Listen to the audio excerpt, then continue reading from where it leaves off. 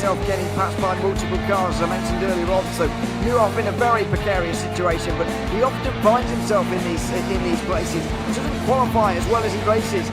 Up front, they are getting with Lee Aberdeen and Luca Varani, not very far apart at all here. But I just want to see how Alistair Haig deals with Marcello Kessler coming around the old hairpin.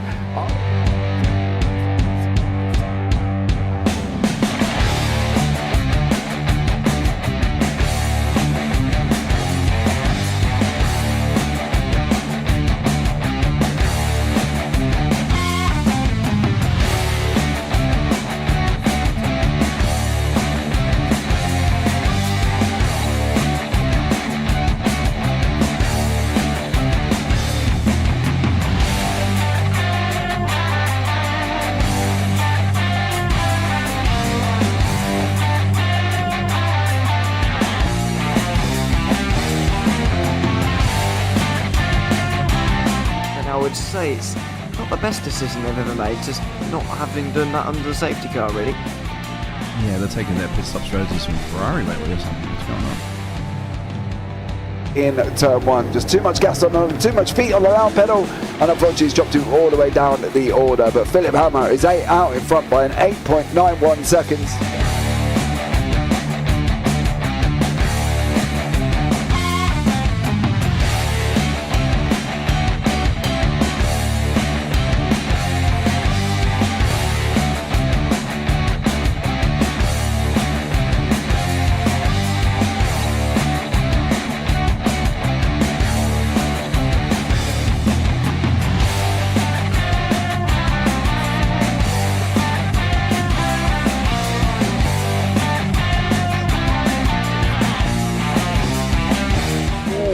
Dan Michael is a wall there, sir. And definitely doesn't want to be hitting that earlier on as well. Difficult, the understeer is in the dirty air through that final corner because it's such a long corner and you get dragged off into the grass very easily. He'll have the slipstream down in towards the chicane. Peterson was briefly alongside, but that slipstream has saved him and kept him in third. Yeah, Varani now lost a little bit of time to Aberdeen, about half a second. Peterson is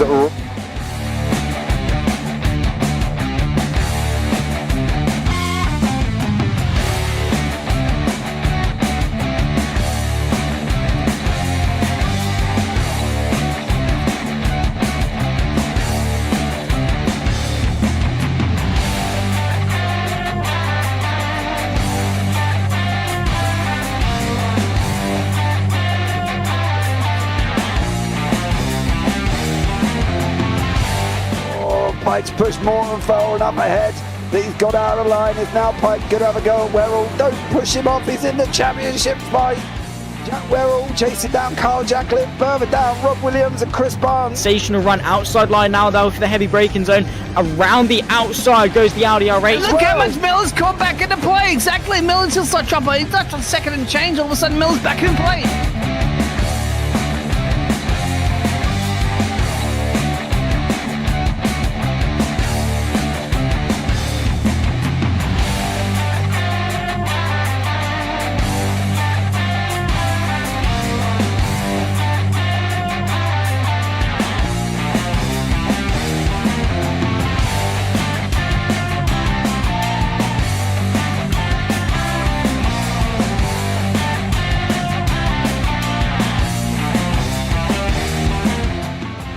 Moving on to the back end of Phil Jocelyn. So there's been a lot of movers and shakers in this first 2 laps here for race. Absolutely serious racing league. Everybody's allowed to have fun. Yeah, and it's all about the entertainment. So I hope everybody is enjoying themselves out there in the chat. We know that Ron is been enjoying himself watching. And Burger King machines off into the grass a little bit there. Is that really bunching up now?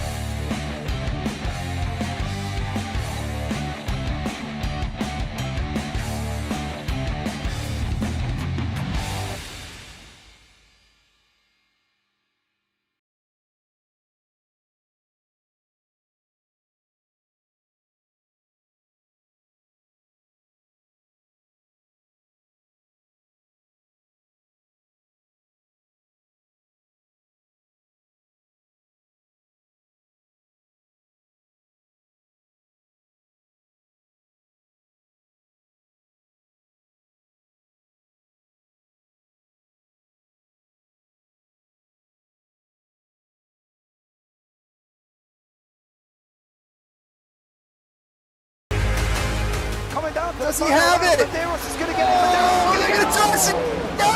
it. He's on the outside line though, going into the fastest corner on the circuit. Surely this can't work. Dominic Ligner has got a sensational run outside line now though for the heavy braking zone. Around the outside goes the Audi R8. Look how much Miller's caught back into play. Exactly. Miller's still such chopper. He's not on second and change. All of a sudden, Miller's back in play. Can Barry do it? Big Barry's going to do it. Big Barry!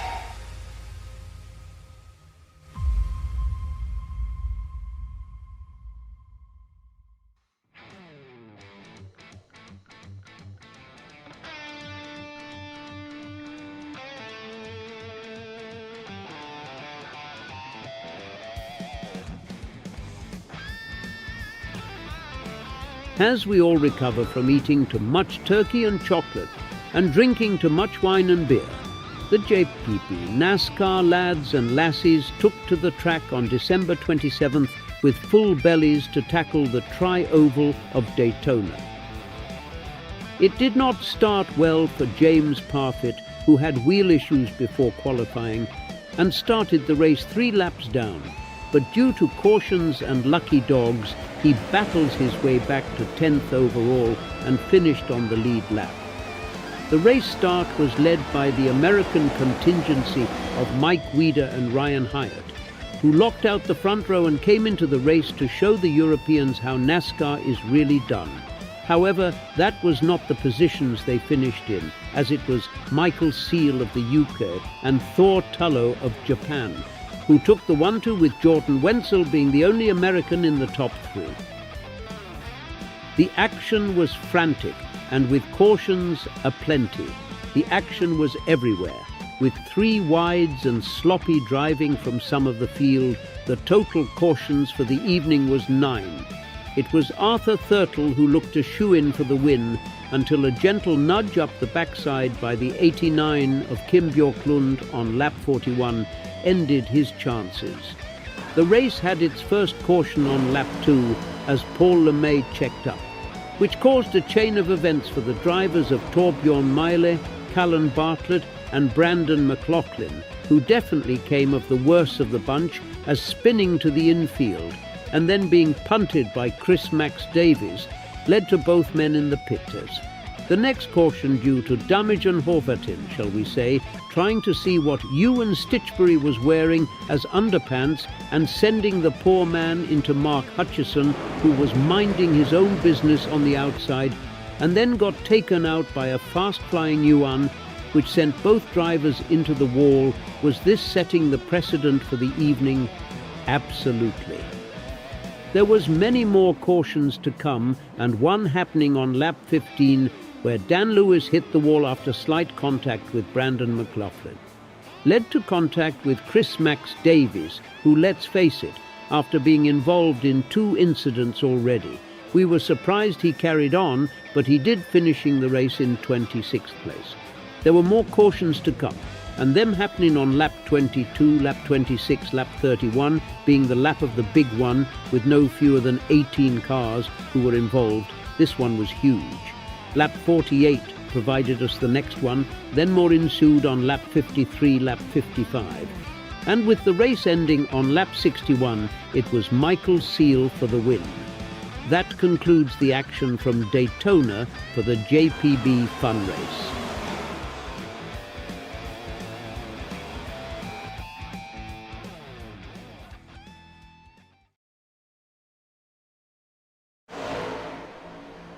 Welcome to Daytona for round 1 of the JPB NASCAR Super Series, sponsored by iLoungeRacing.co.uk. A welcome along to the traditional opener here in Florida. 45 laps ahead of us here, just over 100 miles for our opening round of the season that is going to take us over the course of 6 rounds, running bi-weekly through the first part of 2024.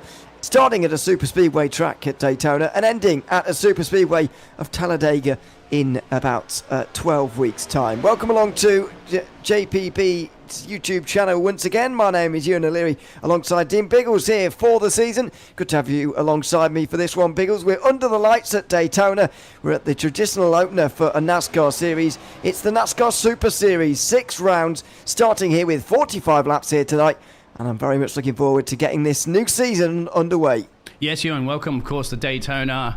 Going back to the old movie there with Days of Thunder and stuff like that. So you don't want to be seeing Nicole Kidman down there in the medical center, or do you want to see Nicole Kidman down in the medical center? But what we'll be seeing here this evening is about 25 drivers on the track for our first race of the season. As you mentioned, practice session is about to be done and dusted, and the open qualifying session will be on. Only a few fast repairs. We want to quickly go over those rules and regulations for the season, if you don't mind, Ewan. Yeah, I'll go over a few of them, the ones that you really have to look out for over the course of the night as qualifying gets underway. There's not a lot to watch, right, to be honest. It's open qualifying, so we will check in with the big group, if you like, when they make it out there, because it is going to be an interesting qualifying session. 5 minutes and 2 laps. That's the first thing you need to know for qualifying. 5 minutes, but a maximum of 2 laps out here for these drivers. Second of all, at the end of the, as you said there, Biggles, 2 fast repairs over the course of each round, and so that will help anyone who gets into any trouble over the course of the day. 17 incidents is what you need to get a drive-through penalty, and every 10 after that is another drive-through. Never really a problem on ovals, or in fairness.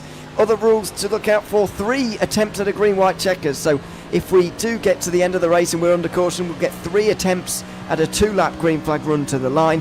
We'll explain those rules a little bit more deeply if we get there. Lucky Dog and waiver rounds are active, so you can get back onto the lead lap if there are enough cautions to help you along. The setups are fixed, and there are 3 tyre sets to change onto. You get 4 for the race as a whole, but that includes your starting tyre set.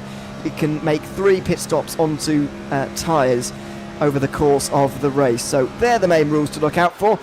We're into qualifying right now though, Biggles. 5 minutes, as I said, 2 laps, but it's open qualifying, which is a little bit of a spin on normal NASCAR rules, which suggests you only get 2 laps and you're on your own out there on the circuit.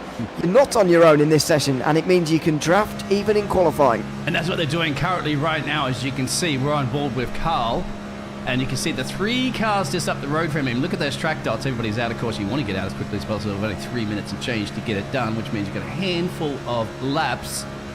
Good spread of field as well, too. You're looking at about 2.5k, say maybe about 1.7 or 1.8k iRacing if you want to take that into consideration. But it is very different in the qualifying format that I'm used to, but they're bringing it here at the moment. Stitchbury goes up the top there, 47.2, but just those times will definitely fall down. You can see the cars coming the inside of the pit road. They can't exit out until there's usually a cone. There it is. There's that blue cone. Come back out again. Look at this. Look at that. Now, explain this as a race driver. I know you've got behind the wheel of these machines before. I think last time in that exhibition race that we had, right? How's it feel once you get sucked in like a vacuum cleaner, isn't it? It's bringing you closer and closer. It's quite remarkable, and it's a very, very weird feeling. You're very rarely on full throttle when you're fully in the pack racing. It's very rarely full throttle, and that was very close. Wow. Contact there, and there's a little bit more as well up towards the line. I think that's one of the LeMays involved in that group, and it's both the LeMays, in fact. Paul LeMay and Michael LeMay go 1 and 2 right now with a 46.4 in that lap time, so they're 1 and 2 at the moment. They'll be sharing the front row, and that's their qualifying laps done. Now, I know that in the fun race, the exhibition race that you just mentioned there, Biggles, that there was a bit of criticism actually for having this open qualifying format, but I've got to say, I know it's not usual for a NASCAR season to have open qualifying like this, but I am a fan of it. I've got to be honest with you. It's a bit weird. It's not usual what you see in terms of NASCAR racing, but I've got to say I do enjoy it, and it just provides a different dynamic really to qualifying than what you normally see in NASCAR. It's going to be especially a problem at Bristol, I've got to say, where we'll be going for round 3 of this championship. That's a very small circuit indeed, and getting all these cars qualified without running over each other is going to be a problem there. Oh, I'm loving it, actually. And that's right, not the McDonald's loving it. I'm loving this qualifying format because this can go very, very well if you get that lovely tow, which they're all having to work together at least. If you're by yourself, you're in big trouble right now qualifying. Yeah. But it can go pearl-shaped, isn't it? All of a sudden, a big ding takes everybody out. That's it, forget it. You'll start at the back of the pack.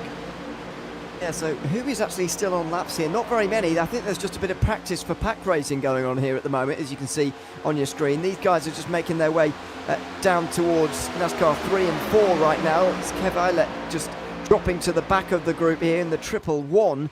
He is qualified right now in 5th position, the 3rd of the Ford Mustangs out there on the circuit at the moment. They all run up towards the line right now. The only driver who hasn't completed their 2 laps so far is Zoltan Demit, and now there's a crash onto the tri-oval. They'll make their way through the grass, and that will pretty much be the end of qualifying. At the end of that one, it's going to be an all LeMay front row by the looks of things. Paul LeMay in the 27, Michael LeMay in the 777, came over the line nose to tail. They were in a group, as we know and as we saw, and they're going to share the front row for the opening round of the season. Not a bad way to start the season, isn't it? With the 27 and the 777 LeMays, Paul and Michael, as you'd mentioned. We also have to mention our fantastic sponsors this season, of course. iLoungeRacing.co.uk, of course, is one of our main sponsors, along with HiFiLounge.co.uk. Paul Clark, who is racing this evening. That's this man right here. Thank you very much, Mr. That's on cue there, Mr. Paul. He is putting together this fantastic dual sponsorships that you see up in the top right-hand side that will keep scrolling up through there. It's missing the old JPB logo, actually, but we'll get that one sorted out. At least those logos will scroll through. And qualifying as is done and dusted. So, well, looking forward to this. Everybody in the chat say hello. Nobody's in the chat saying hello at the moment, but don't worry. We know that Ewan does bite. What about cautions? What are we expecting? Nerves, of course. Drivers are like, all right, let's get something here. Let's get it done. Do you think we're going to have a few pile-ups you saw in that spectator race? Yeah, exactly. We saw quite a few in the exhibition race, so I am expecting there to be a few cautions over the course of the day, I've got to say, but let's see how the race turns out in the end. Hope that we do get some green flag runs anyway. Paul LeMay and Michael LeMay will share the front row then, as we know, with Peter Balassa and Niccolo Fornacieri in the second row. That's Toyota and Chevrolet on that row. Kev Eilert and Mikey Pollard are next.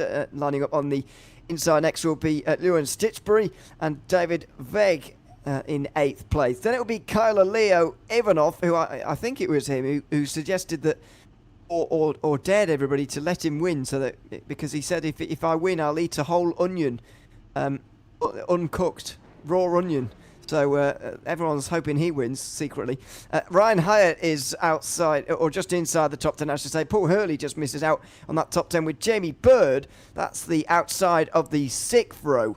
Then it's Zauchabolks Muratieni in 13th. Jordan Wenzel is in 14th. Out of Paul Clark, who you just mentioned there, Biggles, Cole Giacoletti, who we were following a little bit there in qualifying, is 16th.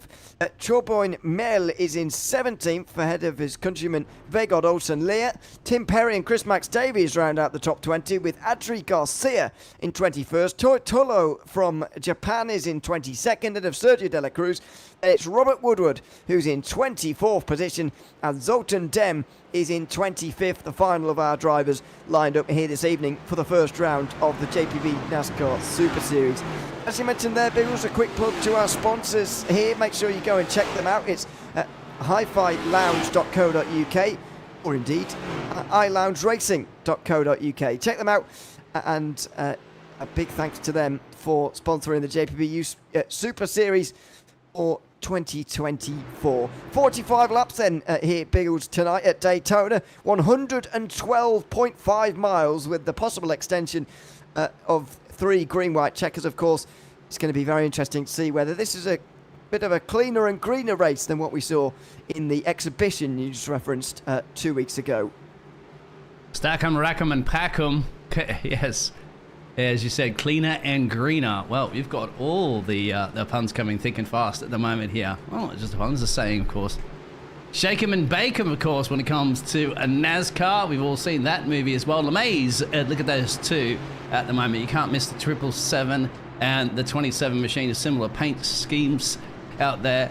Balassa in the 29 machine. So, well, this is it. This is when those dress rehearsals are over. You've been on stage before, gentlemen and ladies. It's all about now performing what you've been doing best in the off season. It's time to get ready to get rolling. And one of the best tracks you're ever going to find, of course, is Daytona.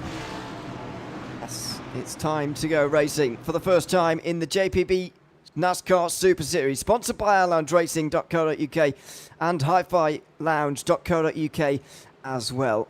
A big welcome to everyone who's tuned in here this evening. It's time to go racing here at Daytona. In control of the field, it's Paul LeMay after that pole position in qualifying. He's immediately jumped by Peter Balassa, which is normally an indication that that will be a penalty at the end of this one, because normally you can't beat the pole sitter to the line. We've already seen a spin, unfortunately, as well.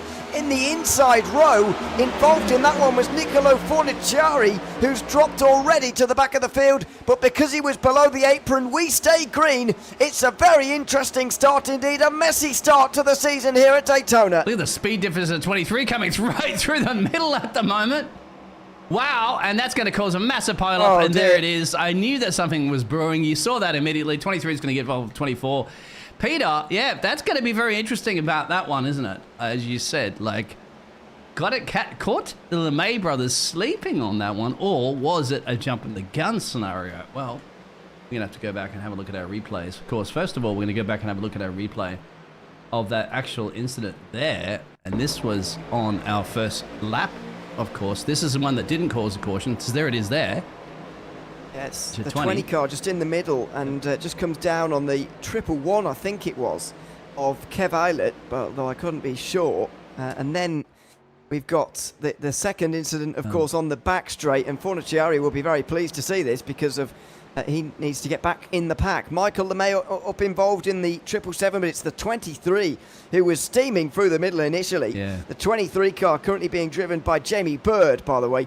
He's unfortunately the one who ends up going spinning around. There he is. He just comes up high into Michael LeMay there and ends up spinning around. There's another car in the wall there. A couple of others getting into contact. The 24 of Paul Clark as well is involved. And unfortunately, that's the first caution of the season. I have a feeling that we're going to be seeing plenty more of those over the course of not only tonight, but the rest of the season as well. You're absolutely right on that one. I mean, that's those nerves kicking in the gear. Let's go back and have a look at the green flag, because I wanted to see what happened here with Peter. Now have a look at the pace cars. Now, the pace cars peeling in. Let's have a look at this one. We're going to slow it down a little bit every once in a while, because I'm just curious to what you want to see. Look at the Peter. Yeah, he's just gone. It's just and gone, normally hasn't he? When you beat the pole sitter to the line like that, normally you do get a drive-through. So, and obviously he wouldn't have had the chance to serve it yet. And there's Forniciari meeting in the middle with the 111, really. I'm not sure whether he came down or whether he was driven into there, if I'm honest with you. It's a difficult one to call that. But I have a feeling Balassa's going to have a penalty for that. Yeah, I wonder if anybody out there could let us know if they're listening to Race Control or stuff like Kitty Cat. Hello out there, and I'll let you pronounce the other fantastic person out there in the chat. Gop? Can I just call you Gop? I think. We could just go for that, to be fair. Well, you're the one that's actually pretty good at usually getting those names correctly. Well, my friend. Not that though. I don't know what. So anyway, yeah. Hello to everyone who's tuned in this evening. Good to have you with us for the JPB Nascar Super Series. Hopefully we're going to have some green flag racing to bring you as well over the course of the day. It's only lap 3 of 45. The only drivers to have come in so far are Michael LeMay, and that's for 6 seconds. He, no doubt, will have used one of his trash repairs, I'd imagine, in that pit stop. Jordan Wenzel seems to have dropped out the race already as well. Not sure why, but he already seems to be out of the race, maybe with connection problems, because he didn't even complete a lap. Oh, he seems to be back in pit lane now, but he would already be a lap and a half down. Maybe he had to return to pit lane after that lap 1 crash, and that's why he's in pit lane at the moment. Not sure, though. It is interesting with all the drivers at the moment. Let's see if Peter can get one of these race starts. Stitchberry, of course, now up into P2. 5 positions gain for him. Paul LeMay, of course, dropping it.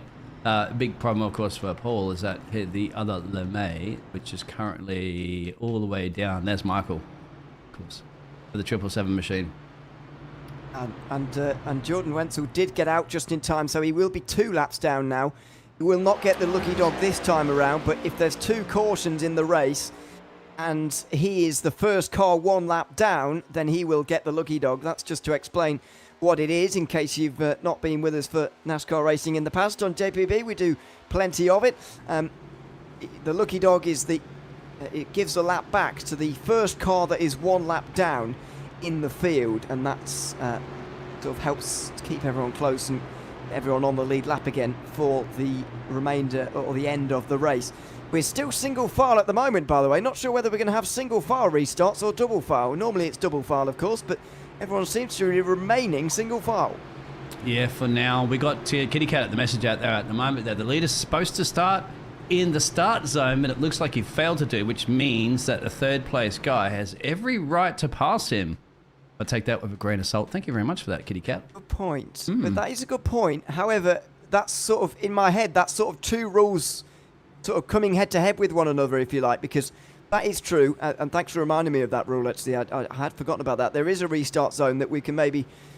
well, it was showcased on the start. I just didn't point it out because I wasn't really thinking about it. If you wait too long, then that is true. Then you are out of the rules as the controlling car. But I also thought you couldn't beat the pole sister to the line no matter what. So as I say, that's sort of two rules banging against each other. I'm not sure which one really prevails. Is that the Geico restart zone that you see coming up soon? That's I think what you're referring to, right? If I'm not mistaken. Yeah. Yep. I'll point it out a little bit further. It was on the screen at the time. I just didn't point it out. So I'll point it out on this restart because the lights are off on top of the pace car and it looks like we are set to go green flag racing again. I know we're single file at the moment, but we look like we're ready to go. And it will be 41 to go when we get to the line right here. All of the cars still in the field. We've got 24 on the lead lap and we're ready to go racing at Daytona. Peter Palassa gets us underway all over again here in the field in the 29 car and we're green flag racing again. A single file restart. Maybe this means the field will be kept a little bit cleaner and we'll stay green for a little bit longer than this second run. Not single, it's 3 cars wide there. 23 up and against the fence there. You have 54 in the middle there. That's Jamie Bird on the outside. And who's that? It's a 222 machine there of got Lino Inavavi. You know, go with that one at the moment. Come on, you know I'm horrible with names, but yes. Ivanov, yeah. Ivanov, in the 222. He's sat there in the middle. Back here. Bit of movement in the background. The 14 car going up the hill a little bit. That's Sultan Demir in the 16th position, already made up nearly 10 places over the course of the day. It looks like we're coming to the end of a full green flag lap here at Daytona. It's single file at the front of the field. Further back, it is a lot more racy as now Ryan Hyatt looks to make some moves in the 3 car. He goes up to the high side. Paul LeMay just lurking in the background here. Riding on board right now with Paul LeMay. You can see the front 2 cars. Remember, he's got another car next to him. That's Ryan just up on the outside there, and Mickey Pollard. So getting the job done. Lap 6 at the moment, 40 to go. It's going to go fast and furious, of course, but hopefully we'll see. Remember, only those 2 fast repairs. Sometimes some drivers elect not to use them immediately at the start of the race. Perhaps you can use them later on if everybody burns them all through. Of course, 3 sets of tyres to use. Sometimes you can actually choose some of those tyres, can't you? You don't have to use all 4 at once. So maybe that's not punishing to your 2 front right tyres more than your lefts. And the top 10 have gotten away, by the way, here at the front of the field. So 10 car breakaway at the front, then nearly 2 seconds back to the second group on the road, which is containing the rest of the field, basically. So another 15 cars contained within that second group. Ryan Hyatt is still leading the high side, and finally now he's got some help. The problem he had before was that he was up there on his own. He didn't have any help from behind, and so he just kept going backwards again and again. Meanwhile, at the front, we do have a new leader in the form of the 22 car. Ewan Stitchbury is now leading the way here at Daytona. There we go. So he did kind of adjust through that at the moment. There, sorry, a little pop-up notification from Windows saying about something. Go away! Because we got a motor race at the moment going on. Our first race of the season here for the NASCAR Super Series at Daytona.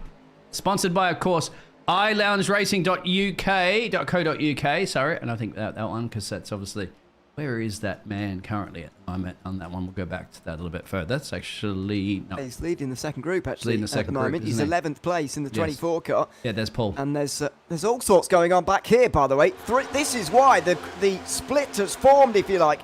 3 wide, hard racing going on for 11th position at the moment, while the leaders are just running single file. running together, working together. These guys are going hell for leather right now, and it's 3 wide for 11th position. Fantastic stuff here as they run to the flag. Clock makes contact. Yep. Wow, that was, who was that with? Possibly the 83 car who he was alongside. Up on the high side as well is Jamie Bird.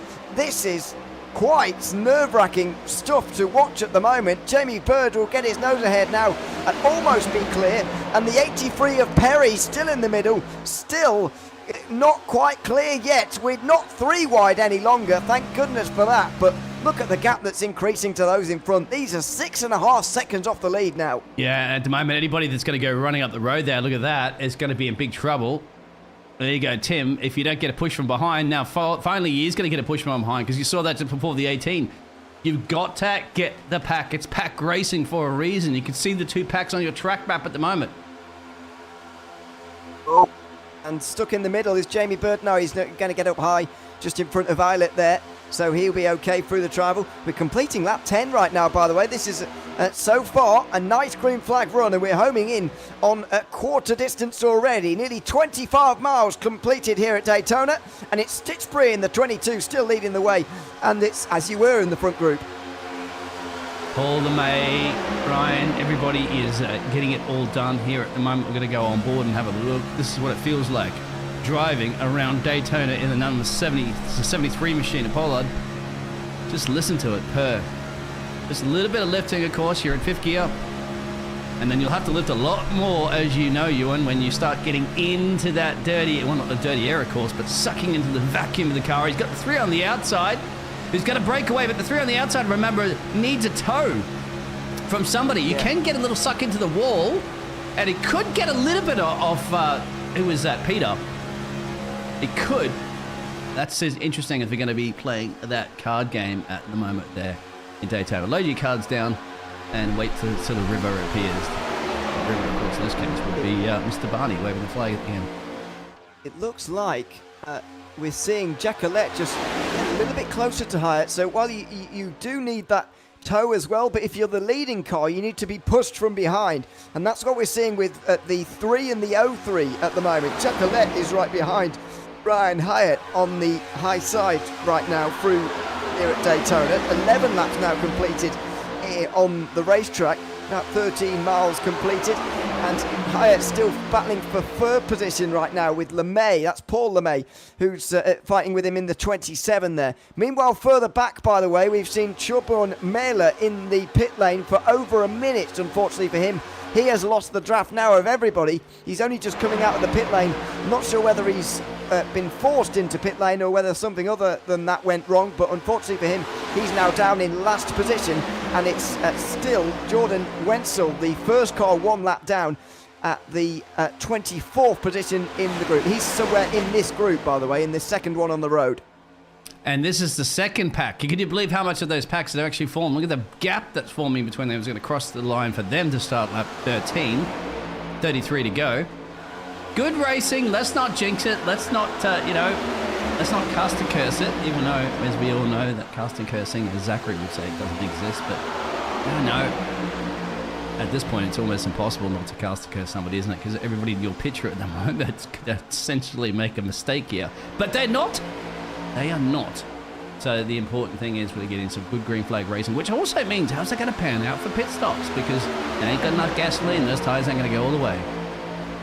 Well, the tyres are less of the problem around here, but in terms of fuel, very often, especially in the Daytona 500, the Daytona 500, for example, 200 laps, is normally 4 pit stops, so 40 laps per fuel run.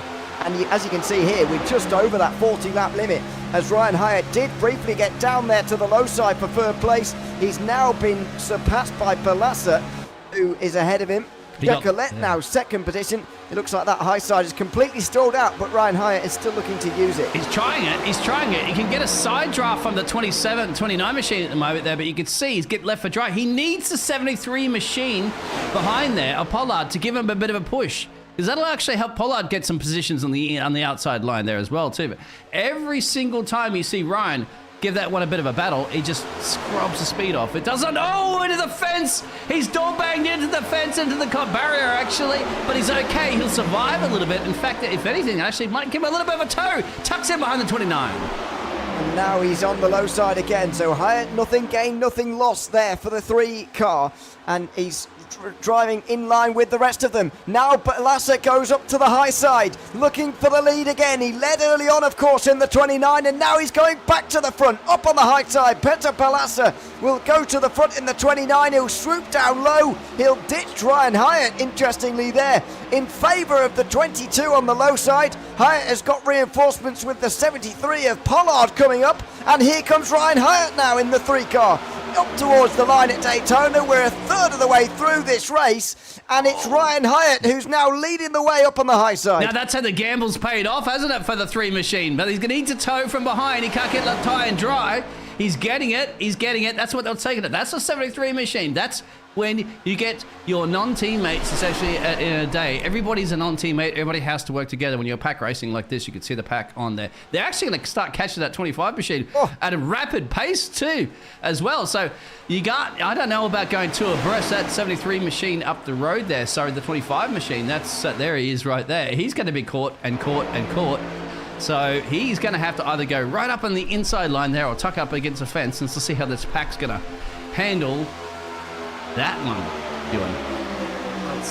Hyatt still leading the lap then, but Pollard abandoned him up on the high side there. Hyatt was willing to stick with him and stay up on the high side, but Pollard wanted to swoop down to the low side, and he did get down there in the 73. Now he leads the line, followed by Balassa in that line, and then Stitchbury in the 22, who's third in line. Then it's LeMay in the 27. We've got 4 up high, and it's neck and neck between the top and the bottom at the moment. Absolutely neck and neck.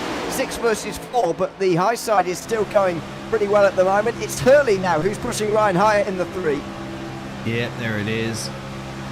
And he needs to push. Oh, they start to get. This is when you start to get a little bit of nerve-wracking. The tyres start to get loosey-goosey for sure. That's why you can start seeing them weaving around a little bit. And remember, too, they're weaving around because they're also trying to get themselves to go who's going to go on the high and who's going to go on the low. You're making a split decision and milliseconds right now in your mind to come up with it. But I'm more interested at the moment, what's going to happen when they approach this lap traffic, this lap truck? That's going to be, because look at the track. It's not that wide. 3 abreast you could do at best. 4, well, you may be visiting a medical center. Look at the speed difference. Whoa. When they catch it up on the outside. The 44 now got tucked in right behind. And who was that in the purple machine? That's Stitchbury. 22. It was Stitchbury in the 22 there, who came steaming up to the back of the 44 of Hurley, and very nearly, well, he certainly could have gone 3 wide there, decided not to. Now he's got nobody with him on the outside. He's going to go backwards. Hyatt will go to second and took right in behind the 44 of Paul Hurley, who leads the way here at Daytona past 18 laps in Florida for the opening round of the JPB Nascar Super Series in 2024. There's the laps car. You can just see the red and black in front of them. It's going to be a 3 wide moment here. It depends whether Merler goes up high or whether he's going to stay low and sort of get in the way of these guys. He's got to go somewhere because he doesn't want to get in the way of these guys, unless, of course, they has a favorite teammate. But the way that they're moving around at the moment is very, very dangerous because there's nowhere to go. You'd have to tuck somewhere on the inside line. Remember, he's racing himself. There's no blue flags when it comes to NASCAR racing. You don't have to get out of the way. This is the gentleman's agreement. You talked to James about blue flags, of course. They're going to be approaching him drastically at the corner here, Ewan. This is going to be a big playmaker to this game of NASCAR. Well, what's going to happen here? It's going to be in the turn, which is not so bad, and the 42 actually keeping pretty decent speed, but they are all going to pass him. Hyatt's going to squeeze the 44 below him. Oh, and he's stuck. They're stuck in behind, and it's a crash. It's a crash on the back straight already. Oh, no, it's a spin around, unfortunately, in the end for Begon Ocean Lear in the 226, who's got around. Ivanov involved in the 222. It was always going to happen. He's in the middle of the road now as well. Hopefully he will be passed by everybody, and he will. But just about on the halfway mark, we see a bit of an incident, unfortunately, in the front group as the inside line just slowed. Everybody stacked up behind, And thankfully, only one car actually went around. I knew it. I could see the writing on the wall. There's not enough space. I don't know how you could ever blame anything with that one. I mean, that's going to be actually give. That is just interesting. I want your thoughts out there, Kitty Cat, and everyone else, of course, tuning in, because you could see the writing on the wall, isn't it? Because we're approaching that lap car at a huge pace. They didn't know where to go. It was a matter of gambling it. Speed differences caught everybody. What would you say? I mean, there's many replays we're going to look at this, but let's go back actually and have a rewind on that. Zach, you are right. We could see it coming, really. Yeah, I could. I mean, and as soon as you saw that lap car right there, remember, and as soon as you saw that, all right, since that 42 is the lap car, right?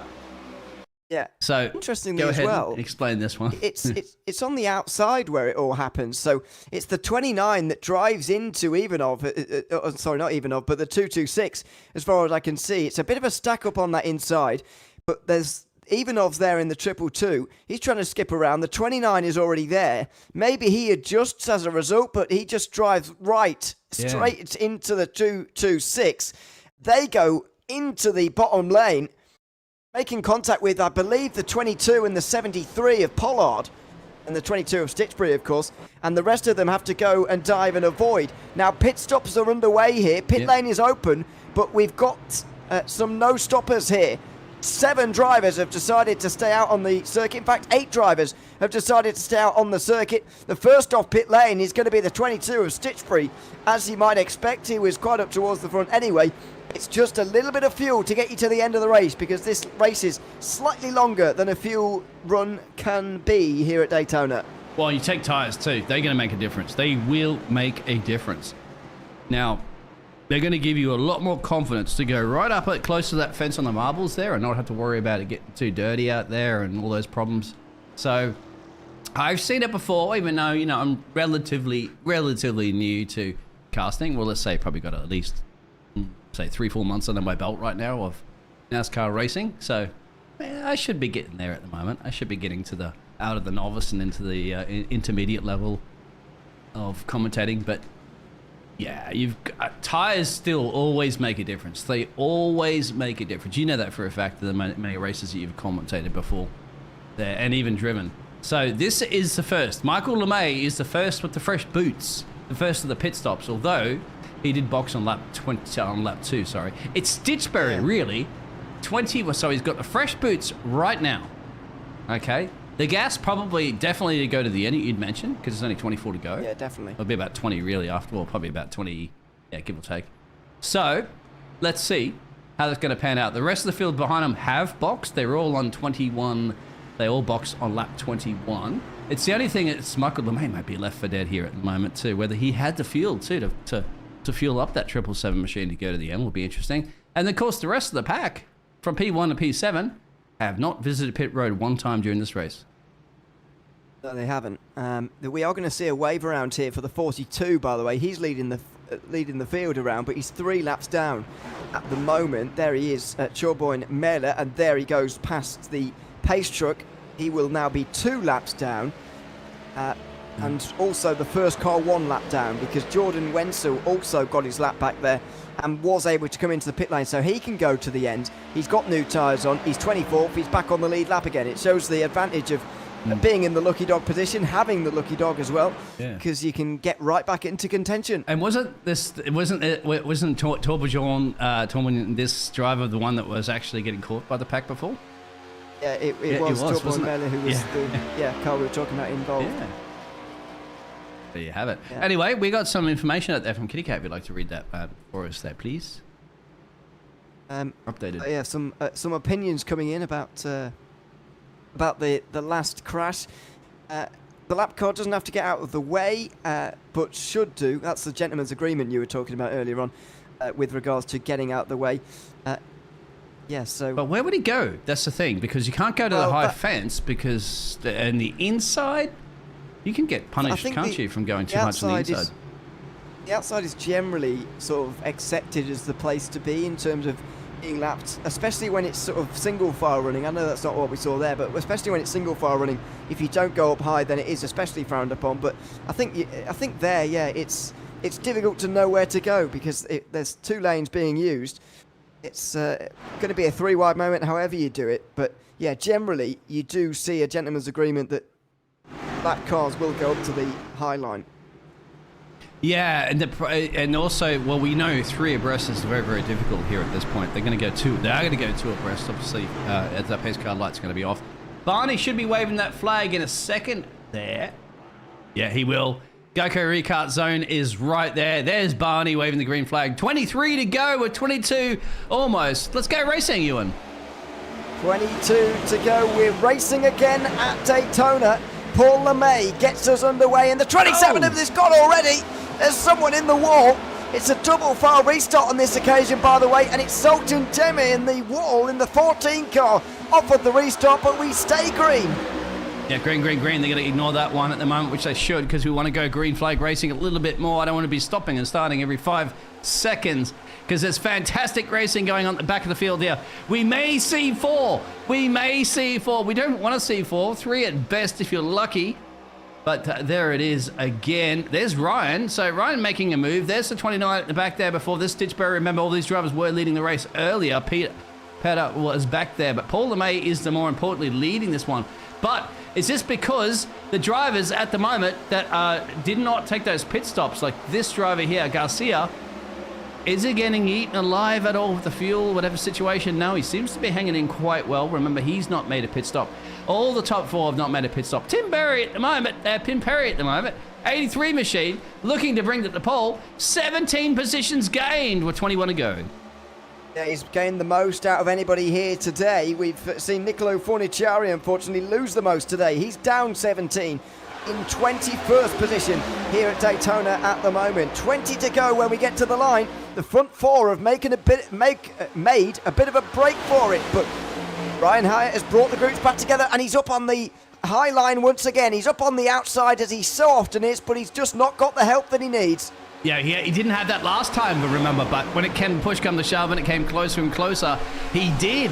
So he's gambling it again and saying, come and help me, guys, come and help me, sharing is caring. There's the 22. The 22 is going to give you some caring, my friend, and that is Stitchberry. Because Stitchberry knows if he can push himself up as well, and we'll push Stitchberry, then Stitchberry can get himself closer and closer to Paul LeMay and Tim Perry leading this race at the moment. And of course, there is the other driver, the 08 machine. I can't pronounce his surname on that one, but he's also on the mix. Stitchberry, of course. Anybody really in this top 10 are capable of leading this race. But I'll tell you what, it's going to come down to push come to shove, because Ryan, remember, has the fresher boots and the fuel. We don't know if these other drivers can go to the end on one tank of gas. I don't think they can. They can't, can they? Well, it depends really how much caution we have. We've only had 2 so far. We can save quite a lot under that caution, as Ryan Hyatt has now taken the lead. He's a very experienced oval driver, by the way, is Ryan Hyatt. Races very often in the Triple Bypass Racing League, which we often broadcast here on the JPB YouTube channel. And there's a bit of movement there on the low line. It's Paul LeMay who's getting shuffled back now, and a shove there for 3rd place. Goodness me, that was Perry and Hurley going side to side. Hurley there coming straight down into the 83. What a save. What a save from both drivers. That's a bit of door banging, and that's okay, because that's NASCAR. If you're bumping and grinding is racing and driving, and that's definitely what is allowed. Of course, you're not on an open wheel Formula kart machine at the moment. That would have been like carbon fiber going to everybody, so we would into the crowd. 4 abreast almost there. Don't do it, gentlemen. Not on the first race of the season. You want to see Barney. You want to see the checkered flag. At the moment, we are seeing some fantastic racing. Are we not there, Ewan? Hurley there just goes up into the front of Pollard, it was in the 73, moving up to the high side, and here goes Hyatt as well. He's now blocking, basically. He's going from one side to the other to try and keep the lead, but it's not worked out here. The 22 is coming for the lead with the help further behind of the 44 of Hurley. The pushers are getting more aggressive, the pack racing getting closer, and we're getting closer to the checkered flag as well. 17 to go at Daytona. Yeah, this is now when you become your friends that were helping you with the pushing and the shoving and the drafting. Now you're no longer friends anymore when it comes down to close to 10 to go. You then have to go for what your position you want to be. And I tell you what, Ryan Hart, all these friends that he had getting him up to that position at the moment, he might get left light and dry because now they're not going to want to help Ryan as much. He's still in essentially right at par on the outside line with Stitchberry, but now you're going to think Tim Perry behind him there, Paul Hurley, are going to say, all right, now we want to slip past you, gentlemen. We do not want to let you to win this race at the moment. We've helped you, but guess what? It's time for us to try to get our first race win of the season. I can see a 3-wide moment brewing here at the front of the field at some point. Surely it's going to happen very, very shortly because everyone is getting a little bit aggressive now, a little bit anxious about the end of this race. The pack not quite as close as it was one lap ago here. The gaps between cars are a little bit wider. Now Hyatt goes for the lead again on the outside line, and he is now clear, being pushed by the 44 of Hurley, you can see just behind. Now, does he duck in front of the 22 as well on the inside? Does he try and protect the lead on his own? He's sort of thinking about it, but no, he will stay loyal to Hurley on the outside. Yeah, for now, I said when you get about 10 to go, that is when, you know, your best friends become mortal enemies. I think you're going to be correct on this 3. I think, but nobody helped the 3. Yes, they are. There's a little push in the background. Who's thinking about it? There it is. 29's pushing up on the outside. The 18, and there is the 22 and 44. And that's still going to help Ryan. Ryan's loving this, but there's going to be closest. I'm door banging. Oh, they're very close to contact there. And now, where's the 22 going to go? He goes up to the 3, gives a huge shove to the outside. Here goes the 29 of Balassa through the middle with 3 wide at Daytona. Here at the moment for 3rd place, it's the 44 in the low side, the 29 in the middle, and the 18 up high, all alone at the moment on that lane. It's very close. We're still 3 wide. It's still side by side for the lead as the 29 here has a huge head of steam. Ryan Hyatt doesn't know whether to move up to the extra high side or just stay in the middle at the moment. There's it's your 3. side by side between the 3 and the 22 for the lead. Yeah, the 29 could get a tow from the 18. Actually, the 18 will get. Remember, the 18 will get it pulled from the wall.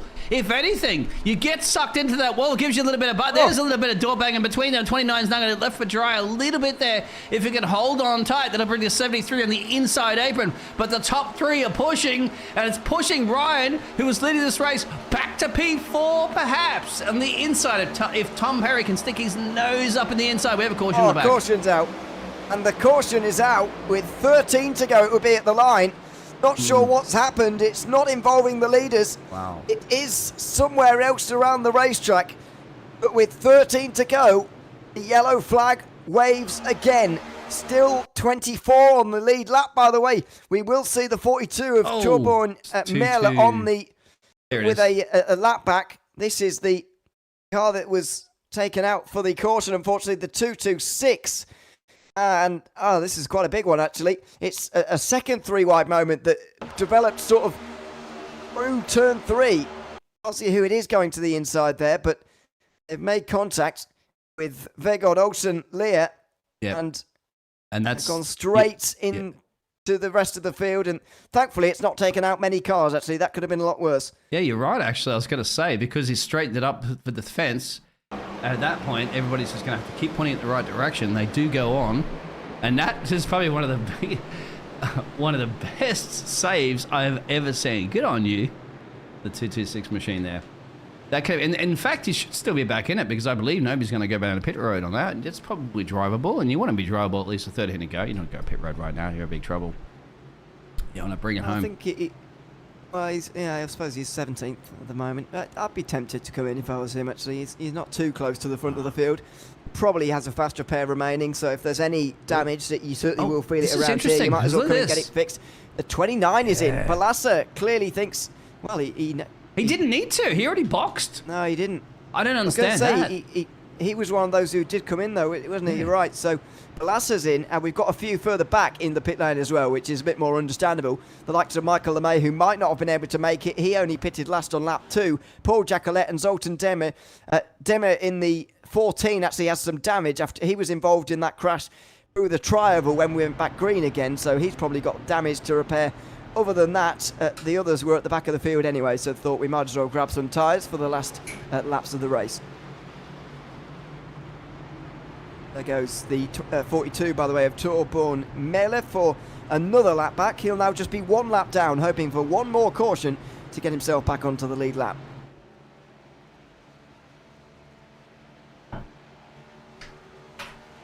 So under caution again here at Daytona. 12 to go with this one. But we will go racing again with 10 to go. I'm not entirely sure, by the way, why our second restart was double file, whereas our first restart was single file. I really don't know why that was the case. Ask the drivers. Yeah. I guess they wanted to do what they needed to do. The biggest thing right now I'm a little concerned with, this gentleman right here, and Tim Perry, who obviously had some serious pace there, and still has some serious pace, he's 15 positions gained, has not boxed once, okay? And neither has Mikey Pollard there behind him in the 73 machine. Everybody else has gone down pit road. Well, sorry, a few drivers a little bit further back, but let's say the ones that are right up in the sharp end of the field, they're the ones that have to go bring this home with 12 to go. Let's say, you know, maybe 11 to go. That pace car truck lights go out. So Stitchberry, you're it, Ryan. Now, we know Ryan is one that gambles, doesn't he, on the outside line, but he needs to push when push comes to shove. Will he get it but this time around? Because he's going to restart on the inside here.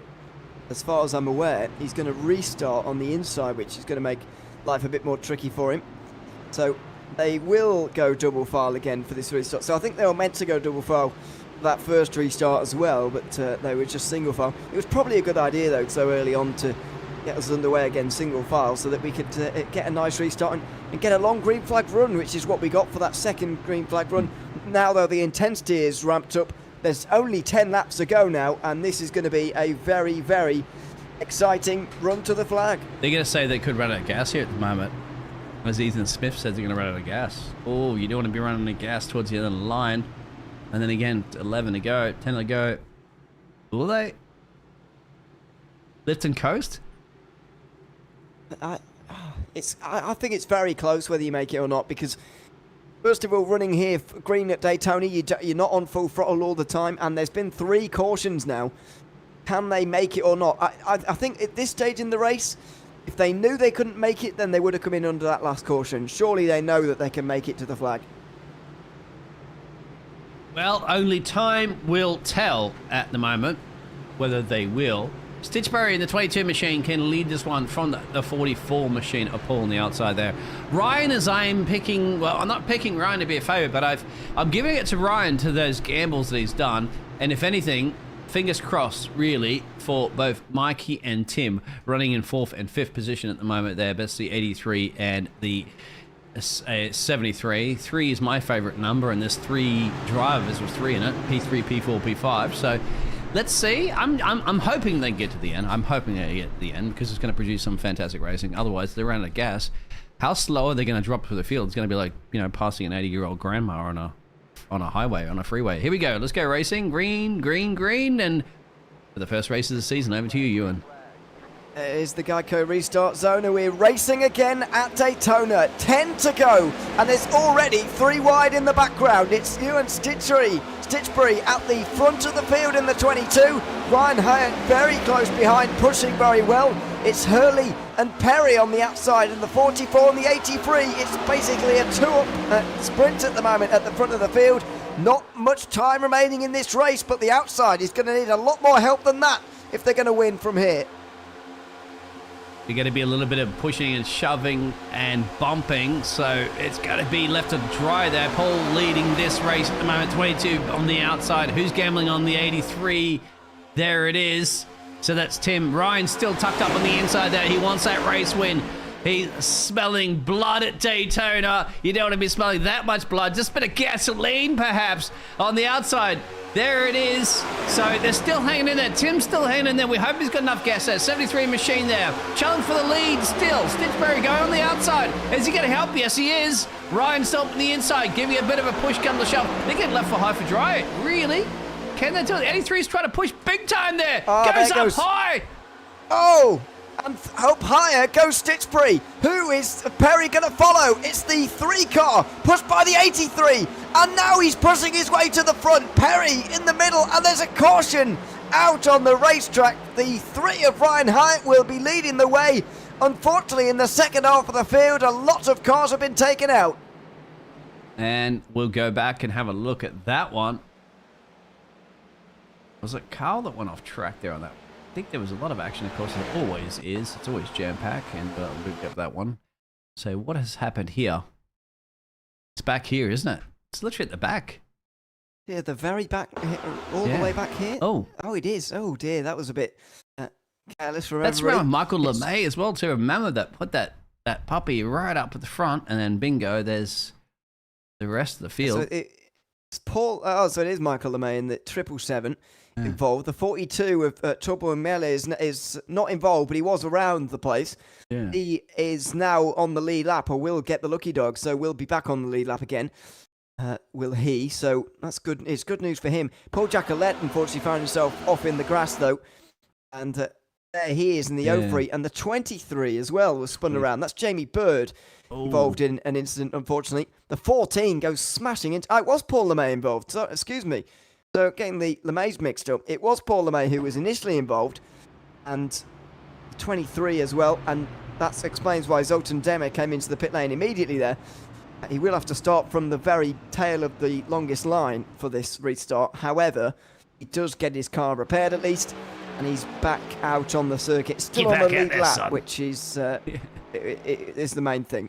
Yeah, finish the race. You put so much effort into it. You put this practice in the off-season, of course, and the exhibition races that we had. Get back into the pack there. You know what? We've seen it before, right? And if you're not seeing the iRacing top 10 highlights, I've seen a car last, essentially, 20th place, literally jump over all the cars because they all had a massive pile-up going towards the line there and get yourself a podium. So, hey, you got to be in it to win it, right? You absolutely have. 7 to go, including the one that we're on at the moment. And that the option to pit was open there. It won't surprise us to learn that nobody decided to come in. The 42 goes around to get onto the lead lap, of course, but nobody decided to come in, and that's not really a surprise. Well, more scary about Tim here, now in P2. Is himself and Mikey here. No, Mikey, no. Yes, Mikey, yes. Perhaps the 73 machine. Remember, these are the 2 drivers that have not boxed at all. Now, boxing, of course, is not boxing. Sorry, I had to rephrase this question, of course, because some people watch NASCAR over in the States like, what is boxing? It's pit stopping, of course. We just call that from the Formula 1 terms. Yeah. It's only because pit, if you say the word pit, right, it can be very confusing on the radio. That's the reason why they use the word box. You're not going to use the word box in a motor race, are you? I guess that makes sense, yeah. I guess that makes sense. So yes, it's I hope not you're an enjoying option that anyone's taking this time around, put it that way. Yeah. We do have all 25 cars on the lead lap, by the way, which does mean that everyone will score points today. You need 75% of the, and this is not normally a NASCAR rule, but it's more of a road racing rule that we've brought over to this series, but that's fair enough. You need to complete 75% of the race to finish and be classified as a points scorer at the end of the day. So everyone will have done that right the way down to 25th placed at Turbo Mele at the moment, who is right by there. I think he scored 12 points for 15th. For 25th, and that's the minimum that anyone is going to receive at the end of today. Unfortunately, Zoltan Demme is very slow out on the course. He's stopped, I think, isn't he? Through 3 and 4? It must have. In the 14? Yep, he said a spin. Oh. And dear. They both have. I think they've come together. I think they've come together. Oh dear. I was going to actually just throw over really quickly, of course, to our fantastic sponsor here at the moment, Mr. Paul. Yeah, there he is in the 24 car. A big thanks to the sponsors of this series, of course. Make sure you check out hi-fi-lounge.co.uk. That's H-I-F-I, by the way, in case you're not understanding me. And iloungeracing.co.uk. Make sure you check them out. And a big thanks to them for sponsoring the series over the course of this season. It's the 24 car, currently driven by Paul Clark, who's involved in that. And so thanks to him as well. He's currently running in where is he? 16th position. Sorry, 16th. Yeah, they did come together. Sorry, I won't show the replay because they're about to go green again. So. Well, we've got half a lap, but yes. Yeah. Oh, okay, fine. All right, you're going to bring it to me. Of course I'm going to show it. Then why not? Yeah, let's. You're the boss. See if we Let's can have a squeeze look. it in time. Oh no, it's the 14 that's gone. Is he slowing down to? And then they've come together here. I don't know why. This is bizarre. Look, they're stopping. Oh dear. Oh, yes. Oh. Oh, and they've both tried to get back going again, and they spun around on the oval. Well, they're not going to be thankful for us to showing that replay again because they've slid down the racetrack. That's your girlfriend saying, you forgot to take the trash out. Take the trash out now. He's like, oh, I'm racing. Anyway. Yeah. Take the trash out before you race.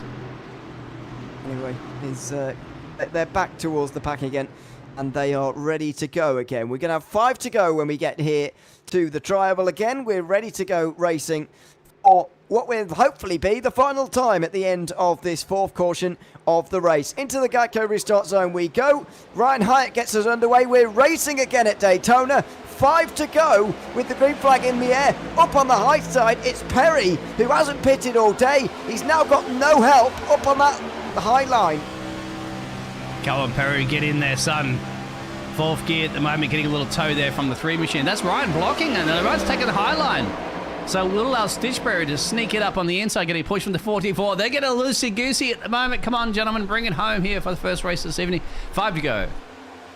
Here we go. Hyatt now getting a huge push on the outside from Perry. They're so far in front, he's going to have to worry about Perry ducking below him, and he does. The 83 goes for it on the low line. What a betrayal. Ryan Hyatt may see that as, but it's racing for the flag, racing for the win, and Perry has gone backwards immediately. He didn't have any help, and there's contact behind. Paul Clark's involved, and around goes the 46 as well in the tri-oval. We're going to have the green-white checker to end this. With 4 to go at Daytona, it's going to be a green-white checker to end our first race of the season. There it is. Writing on the wall, that one. Let's go back. It was Paul, wasn't it? If I'm not mistaken. Where is Paul? Oh, so it's already happening, actually. Yeah. Oh, there he is up on the wall. So there's Paul LeMay. He's going to avoid the 46, is he? Is it hopefully? Chris? Yes. Yeah. Oh. Chris Max Davies. So he gets turned by the 29. Yeah. Or comes down on the 29, depending on which way you look at that. The 29, of course, of Peter Balassa. And he will have to go back to pit lane after repairs there for the 46. That was a hard hit on the wall.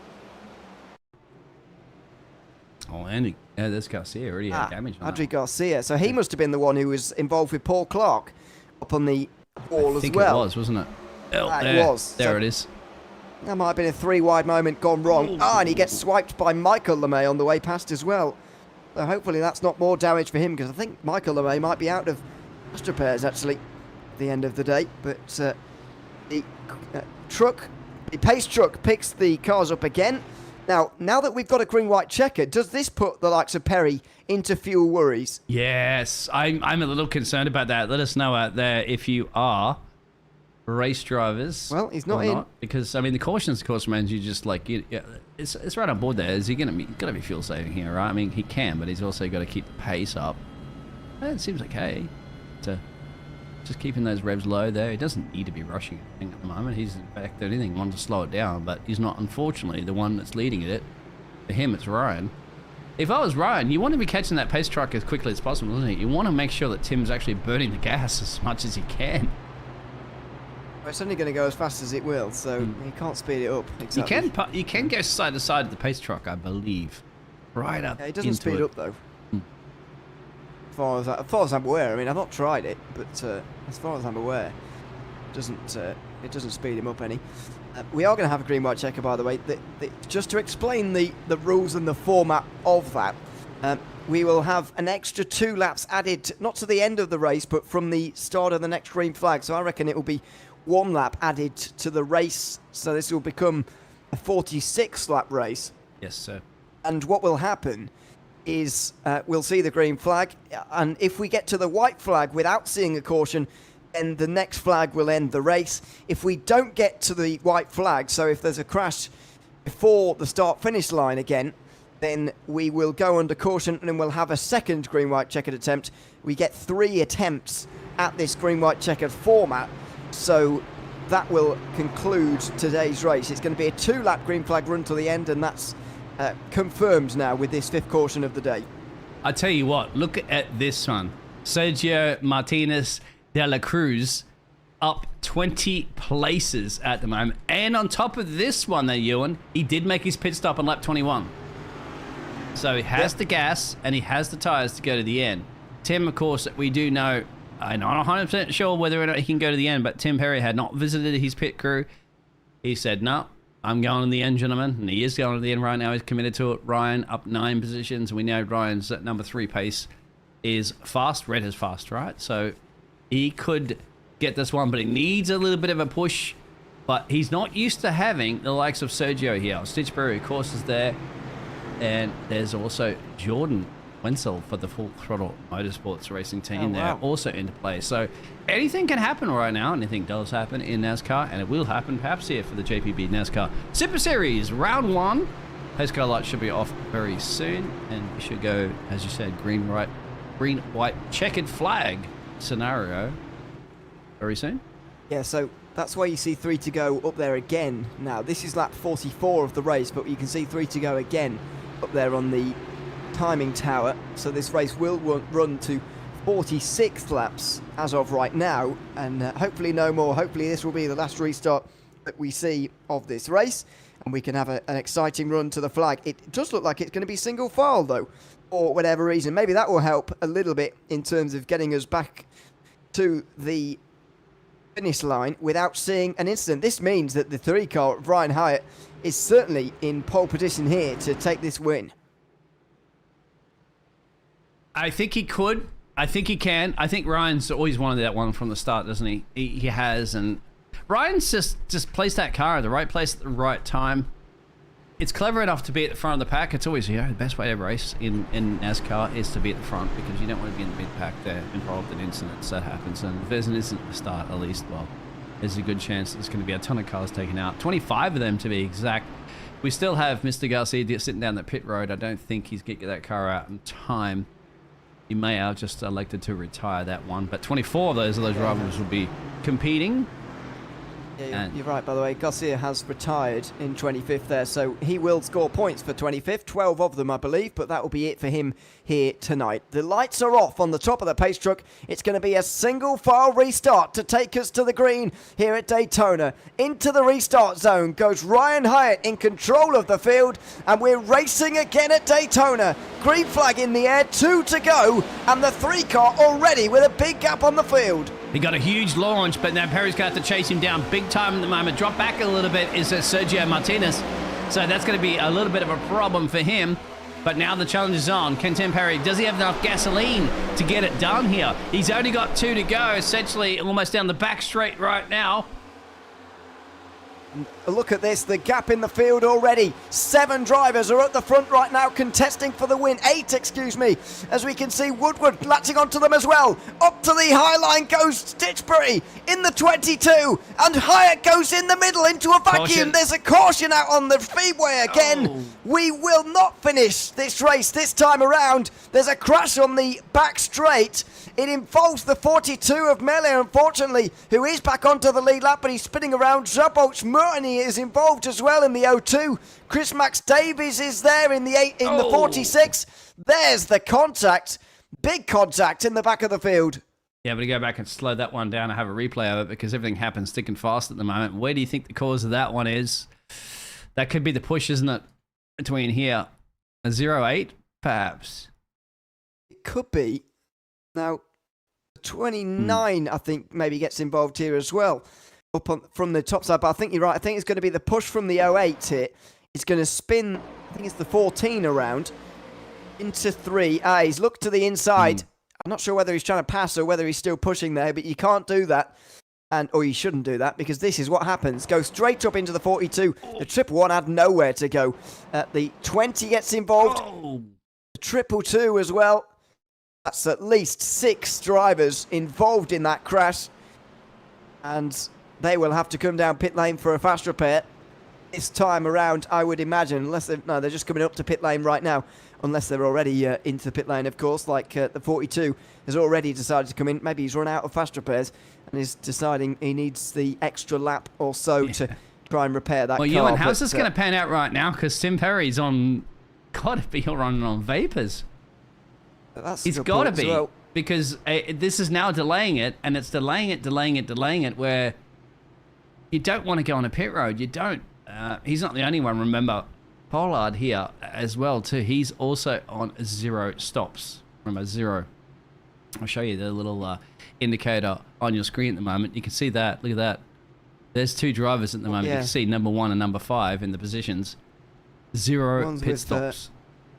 Ones with full green there haven't stopped at all, and you can see the others have stopped just before the halfway mark in this race at the moment. So we saw, what do we see there? A number of drivers actually come into pit lane. Yeah, there was a few coming back. 5 drivers came in. Give it a shot. Why not? I mean, they're already at the back of the field at this point, so get it patched up, get it fixed, so you can get full speed there. You never know, as I was saying before. There could be a massive pile up. Good chance of a massive pile up into the last couple of turns there, and we'll see how it pans out there. Hello, Zachary out there in NASCAR Finish a Race Clearly Challenge. NASCAR Finish a Race Clearly Challenge.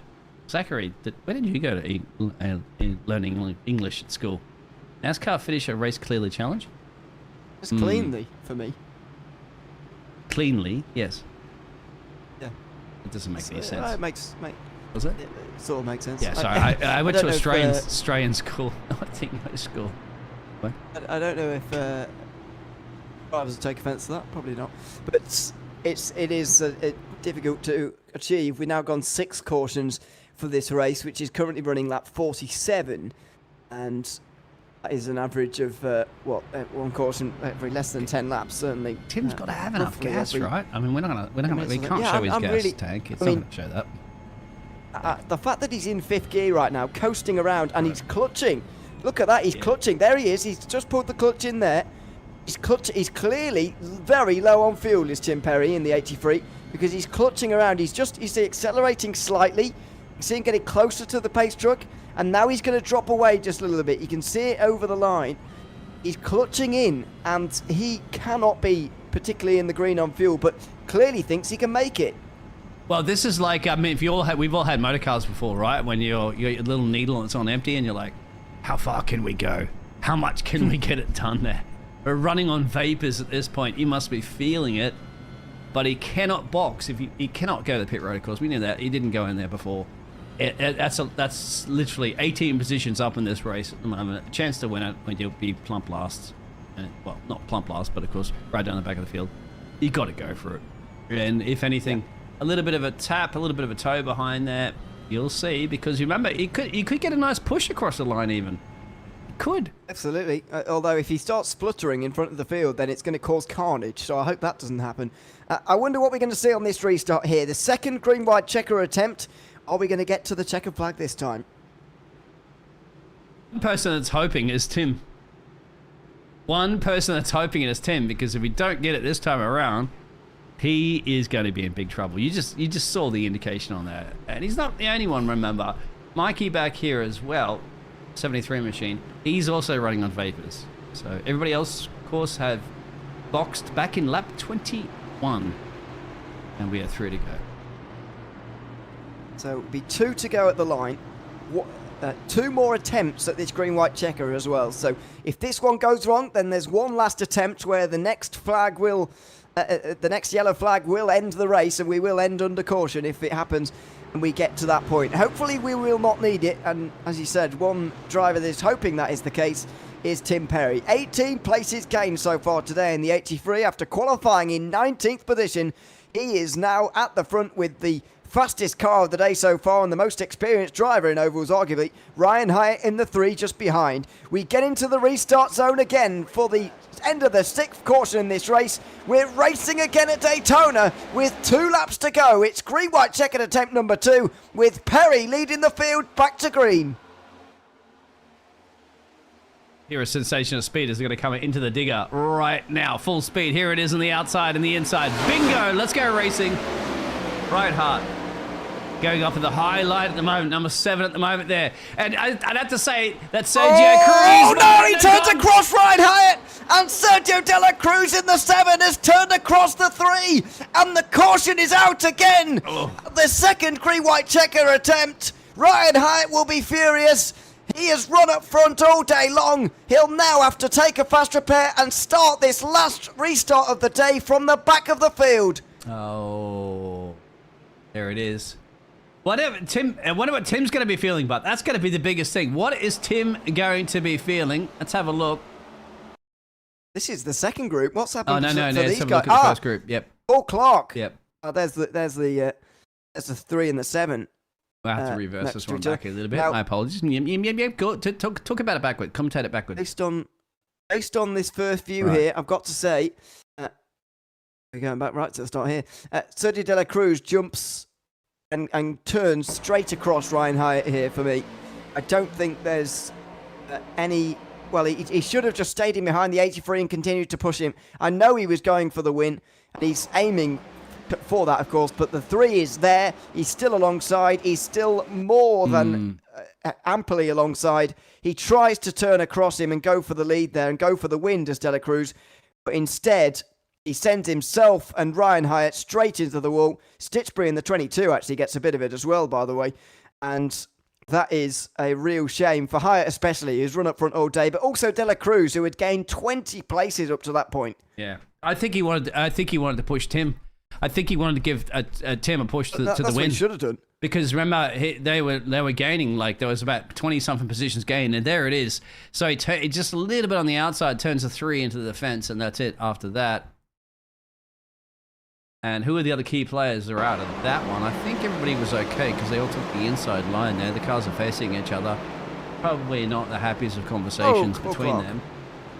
Paul Clark gets into it again. But Ryan's gone to pit road. We knew he had to. Well, unfortunately. And another driver we haven't actually seen too much of there at the moment is David. But Tim Perry now, once again, has to go around. And this is the worst case scenario for him. And also on top of this, Ewan, Mikey's now. Michael Pollard in P2. These are the 2 drivers that have not boxed. Still going for it, aren't they? Still going. Deary me. What about your gasoline right now?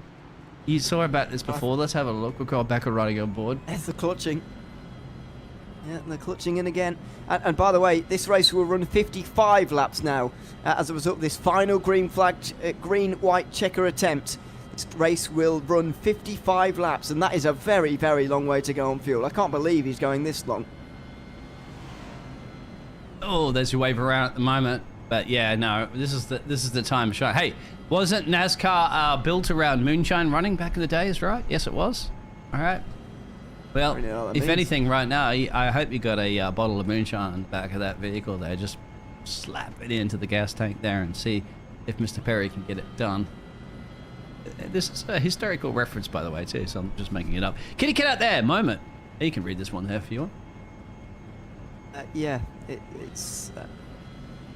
Oh yeah, that was a bit harsh to read everything out. I don't want to read out things that are too harsh, but yeah, just basically a bit of criticism coming in for De La Cruz, to be honest, is what we can put it like, because yeah, and I agree, like, you know, it was a move that shouldn't have happened. He shouldn't have turned across Ryan Hyatt, certainly not, and I'm sure he'll feel bad about it now, but it's sad to see. Really, I will say though, people saying it's a rookie mistake, and it is, but De La Cruz does have an A license in iRacing, so he's done his fair share of oval driving, clearly.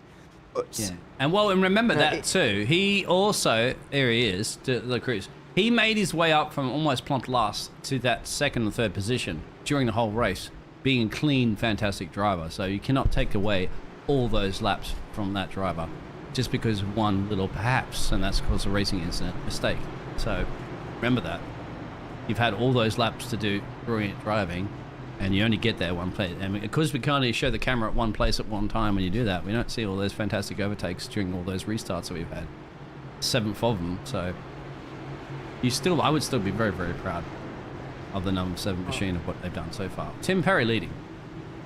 Unfortunately, That means, especially for Ryan Hyatt, is down in 22nd position now. It's got to be one of the favourites for this championship, though. Next week, of course, we'll be visiting the Charlotte Motor Speedway for 55 laps around there. The lap's a bit shorter, which is why we're going for 55. It's not exactly a Coke 600, but it is a 55 lap race. Then our only short track of the season, that'll be at Bristol. 85 laps. If we run that race under green, by the way, it'll only be about 20 minutes long, but it won't run the whole way under green. I would imagine that's going to be a difficult day for everybody as well, before going to similar racetracks in the fact that they're totally unique, Pocono and Indianapolis, and then our second and final Super Speedway race of the season at Talladega for another 45 laps. Very similar, of course, to Daytona, if only just a little bit longer than this racetrack here in Florida. One final attempt then for this green-white checker, and it will be the checkered flag at the end of this one, no matter what. Yeah, I said next week, didn't I? It's every 2 weeks. I'm good at doing that. It is every 2 weeks. We'll be going back racing again at Charlotte, so make sure you join us again on the 23rd of January for round 2 of the JPB NASCAR Super Series. For now, though, it's the finale at Daytona. The pace truck pulls in one last time. We're into the restart zone, and it's Tim Perry who will bring us back to green as we're racing again at Daytona with 2 laps to go. One final green-white checker attempt before this race is complete. At the top of it, you remember the 2 top drivers at the moment there, 83 and the 73 machine, have not taken a pit stop during this whole race. Will they get in big trouble with the gasoline? There's the 81 on the outside wall. 22 following behind. Here we go. It's going to be 4 cars for the win right now, but there's a number of them still single file further back who may well catch up to these guys. Through goes Robert Woodward on the 18. We've barely seen him all day, but he's got a full head of steam on the outside as they go through NASCAR 3 and 4 for the final time. It looks... Oh, the caution is out! And who was ahead at the time? It may well have been Jordan Wenzel or Tim Perry who was ahead at the time. It's going to be Tim Perry who's going to win this race under caution, is he? As they're racing back to the yellow flag again. The final lap will be out here in a couple of moments' time. Tim Perry still leading the way, but Paul Hurley is now leading the way here into turn 1 and 2. He's not ahead at the caution flag, surely. It's going to be Tim Perry who's going to win this race after not pitting all day long. That's exactly right. It's a white flag, no yellow. That's just a little bit confusing there on the camera work, but we'll go back and have a look at that one. It is the yellow flag because we didn't take the white flag, yes, so exactly. It is a caution, and this race will end under caution. It will end under caution. And I was just wondering exactly what happened there too, because we did lose one of the other drivers, wasn't it? Mikey going spinning around too, but why is he going around? This is getting a little bit... So Pollard is gaining places back to where he was at the time the yellow flag was thrown. So in case you're not aware of what happens here, because we didn't take the white flag, the positions are taken based on the positions that were being held at the time the yellow flag was brought out. So we didn't reach the white flag for one final time. We didn't get the finish that we were hoping for. Unfortunately, the yellow... And there is the time that the yellow came out. Tim Perry was leading the way, and so Tim Perry will win this race, and he's coming up towards the line right now to take the win. The first round of the JPB NASCAR Super Series here at Daytona is going to be won by Tim Perry under caution after not pitting all day long. Wow. And Jordan, believe it or not there, the 81 machine there, it's showing him as P2. Stitchberry, of course, at P3. Unofficial results still... Paul Hurley and Robert. But Tim Perry, I have to confirm, that's a race win. That has to be a race win from Tim Perry for sure. It is. The 83 of Tim Perry is the winner at the end of, eventually, 54 laps of racing. He made it 54 laps on 1 tank of fuel. That is remarkable in itself. And he's still doing burnouts. So where's he finding this gasoline? Now he's out. Oh, I think he's out now. Come on. Blow the engine up at least for the Altitude Esports. Well, I don't think he had enough fuel to blow it up. Oh, we'll get those results up on the screen. Let's have a look at the results after, in the end, nearly 150 miles of racing at Daytona. Nearly 150 miles, but not quite. Tim Perry will be thankful about that because he just about got to the end as the winner. Jordan Wenzel, after being 2 laps down at one point in the 81, is second, and of Ewan Stitchbury in the 3rd place. Paul Hurley and Robert Woodward rounding out the top 5. Ford Tuller had a good day, racing up to 6th place in the end, ahead of Mikey Pollard, who also made it all day without stopping. Vegard Olsen-Lear finished 8th, ahead of Paul LeMay and Nicolo Fornaciari in the top 10. Jamie Bird finished 11th, ahead of David Vegg. Then it's Carl Jacolet, Kev and Sergio Dela Cruz, who battled back to 15th on that final restart. Michael LeMay finished 16th, and Ryan Hyatt will be disappointed with just 17th position at the end of that. He feels as if he maybe could have won that race tonight. Zabots Murani finished 18th, out of Peter Palassa and Kyla Leo Ivanov to round out those that finished on the lead lap. Paul Clark and Torborn Mela finished 1 lap down. Zoltan Demir and Chris Max Davies were 2 laps down, and Adrian Garcia finished 13 laps down, but will just about be classified at the end of that race, having completed just enough laps to receive points for that 25th position.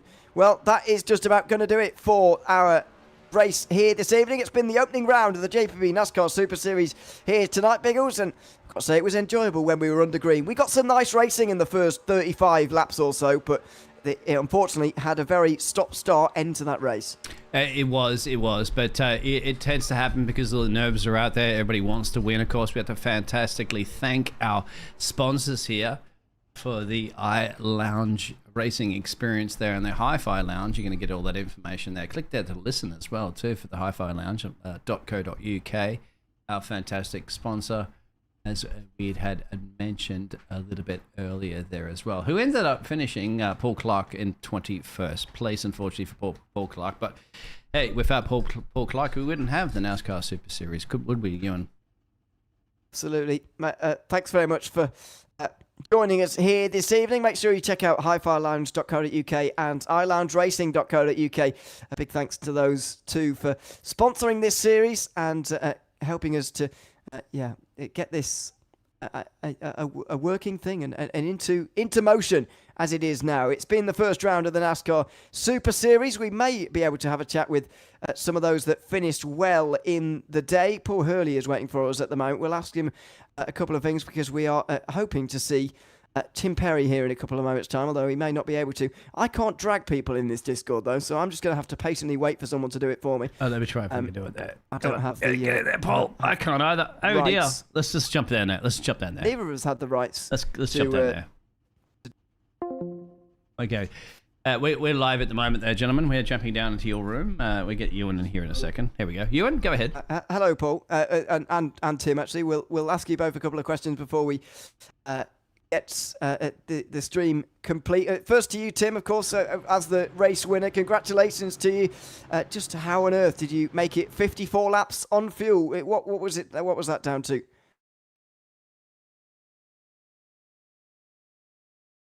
I can't hear Tim at the moment. I don't know what, Tim, you're live. Tim, can you hear us? Tim, do you have a copy? Well, it doesn't look like it. Paul, anyway, Tim. We can hear Paul and Jordan as well. Which is, we're live on the air, gentlemen. Yes, we are. So welcome in, and good to have you with us. Oh God, we got everybody here, Biggles. This is not a good idea. No, it's fine.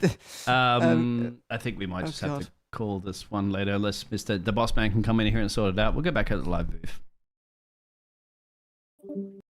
Sorry about that one, gentlemen. It's not a good idea to do this with everybody there because it's fun. Anyway, but we don't have permissions to drag people about, which is not great. But anyway, we'll sort that out, and possibly for next time as well, because we do not know. Or we can't drag people at the moment. Thanks for everyone who's tuned in here this evening. Oh, someone's dragged in for us now. Tim Perry, welcome in. Good to have you with us. Can you hear us now? Yeah, I can. Yeah. Good. Yeah. Thanks very much for joining us and waiting to have a chat with us as well. How on earth did you make it 54 laps on that tank of fuel? I didn't think people would be able to make it 45, but you ended up going a very long way there. Yeah, obviously the cautions helped. The 3 green white checkers at the end did not help, and I had about half a litre left at the end. So I think if it had gone the full lap, I probably would have run out just before, so it was a risk for sure. But yeah, I mean, it's just basically a lot of clutching under cautions and stuff, and yeah, just trying to be careful in the pack, and just about eked it out. Yeah, I mean, what were those final restarts like as well? Putting the fuel thing aside, what was it like restarting, trying to hold everybody back? I know it was single file, but still difficult to manage. Yeah, I mean, I was just hoping people were going to push me. Yeah, when I think I was second in line at one point, and I thought that was great, and I was literally going to push him all the way to the end, and just try and overtake him right at the end, and he kind of like started moving lanes and stuff, and so I ended up in the lead, which is not really where I kind of wanted to be in a way, but yeah, in the end, it worked out all right. It certainly did. Congratulations on the win here tonight. Thanks so much for coming to chat to us as well, and yeah, once again, congratulations. Yep, thanks to you guys for putting it on.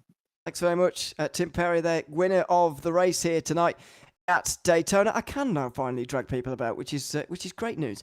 I will bring in Jordan Wenzel as well, because he was also on the podium, and we can also have a chat with him. Jordan, welcome in again. Good to have you with us, and we've got everything sorted now, so it's all okay. How are you feeling after that one, coming back from 2 laps down, I think it was, maybe 3, definitely 2 laps down, to come in second place? How are you feeling after that one? I think that was awesome. I think if we had been able to get that green, I think that I could have won that race. But they just couldn't keep from wrecking. I think it was lap 2. My iRacing crashed, so I was out of the race. I had to restart all of iRacing and then get back into it so that I could try to actually finish. Well, that makes sense based on what we could have. What we saw from you. I mean, how are you feeling about the season as a whole now that we've seen the opening round of the season? Daytona's never really a look at how everything's going to be from here on in, because the tracks that we're going to in the next few weeks are very different indeed. But how are you feeling about the season overall, and how you might be able to run over the course of these 6 rounds now that we've been to Daytona and we've had round 1? I think that I'll be able to do well. I think that some of the guys here will do well, especially the 3-car Ryan Hyatt. He seems to be very fast, and it was proven because of how often he was able to just control the lines and stuff. I think there's quite a few guys that are going to be able to be quick, and I also think at the same time there's going to be quite a few guys who are just going to be back markers, because there's such a wide pace from all the guys that have run all the like touring cars and all the other stuff that's in this league. So it's definitely going to be a challenge for these guys, I think. Yeah, it is. Well, congratulations on second place here tonight, Jordan. It's good to have a chat to you after the race as well, and good luck for the rest of the season too. Well, thank you very much. Thanks so much, Jordan Wenzel, their second place here tonight at Daytona. Well, those are the couple of drivers we've been able to grab from the podium. Ewan Stitchbury in the 22, unfortunately not able to join us here by the looks of things here tonight afterwards. But Biggles, it was a good start to the season. Looking forward to the rest of this one now, starting with Charlotte in 2 weeks' time. Oh, yes. Yeah, had to start with Daytona, of course. Daytona, Indianapolis, or, Talladega, all the fantastic tracks. We're going to have fantastic tracks for a fantastic season. Daytona produces and have produced for Tim, of course. Getting it from start, from pit road, no gasoline, no tyres required, pure driving skill for the 83 machine for the Altitude Esports. Congratulations, race winner. Yeah, congratulations to him, of course. In the end, it was Tim Perry who managed to take the win tonight over 135 miles of racing at Daytona. It's time for us to bid our farewells. So big thanks to everyone who's tuned in here this evening at Daytona. It's been a fantastic race, so I hope very much that you enjoyed it. We'll be back again in a couple of weeks' time for the next round here at Charlotte, but still, of course, at JPB, there's plenty more broadcasts still to come. Tomorrow night, the GT4s will be here at Daytona, not for the oval, of course, but for one of the road courses. That's coming up tomorrow night.